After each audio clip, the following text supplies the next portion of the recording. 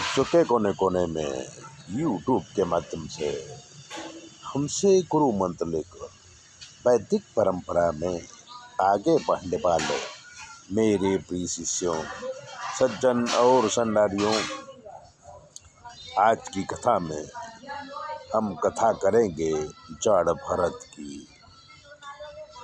कहते हैं कि पट्टी बंधी है आँख में, खोलो फिर बोलो, सत्य झूठ को तौल तराजू, फिर बोलो।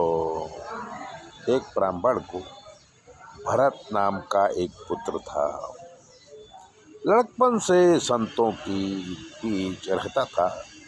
परिणाम स्वरूप भरत को ज्ञान हुआ कि ईश्वर ही जानने योग्य है और ईश्वर को जानने के बाद कुछ भी जानना जरूरी नहीं है।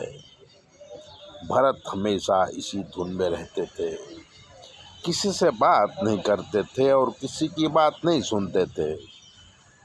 शरीर बहुत मजबूत था तो लोग कहते कि बुद्धि का भी बैल है, इसलिए सब उसे जड़ भरत कहते थे। भरत का यज्ञोपवीत संस्कार किया गया और यज्ञोपवीत संस्कार करने के बाद ब्राह्मण पालक के आचार विचार सिखाया जाने लगा। वेद मंत्रों की जगह वो अगड़म बगड़म बोलने लगे और पढ़ने में रुचि नहीं ली। एक मंत्र को सिखाने के लिए उनके पिताजी 4 महीने तक कोशिश किए, सिखाते रहे। बालक मंत्र नहीं सीख पाया। लड़के को पंडित बनाने का सपना ही रहा और दुखी होकर पिता ने अपना शरीर छोड़ दिया। माता भी पिता के साथ सती हो गई।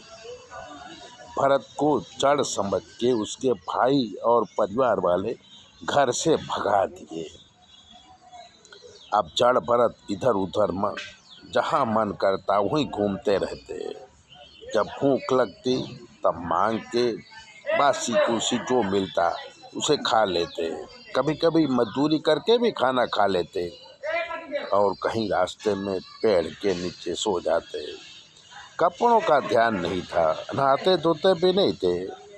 जड़ भरत के भाइयों ने उसे अपने खेतों में काम करने को रख लिया और उसे खाना देने लगे, पर जड़ भरत तो धुन में रहते थे, खेती बाड़ी में ध्यान से काम नहीं करते थे। एक बार जड़ भरत एक पेड़ के नीचे बैठकर कुछ सोच रहे थे। उसी समय देश के राजा राहुगण पालकी में बैठ के कपिल मुनि के आश्रम में ज्ञान लेने जा रहे थे। उनकी पालकी को उठाने वाले कहार के पैर में कांटा लगा और वो पालकी उठाने में असमर्थ हो गया। तब राजा ने सिपाहियों की आज्ञा किया कि कोई मजबूत आदमी पकड़ लाओ। जड़ भरत बहुत तंदुरुस्त तो थे ही। सिपाहियों ने जड़ भरत को पकड़ लिया और डोली उठाने के काम में लगा दिया। जड़ भरत नीचे देखकर चलते थे। अगर कोई कीड़ा चींटा रास्ते में आता तो जड़ भरत उछल जाते, जिससे राजा को चोट लगती।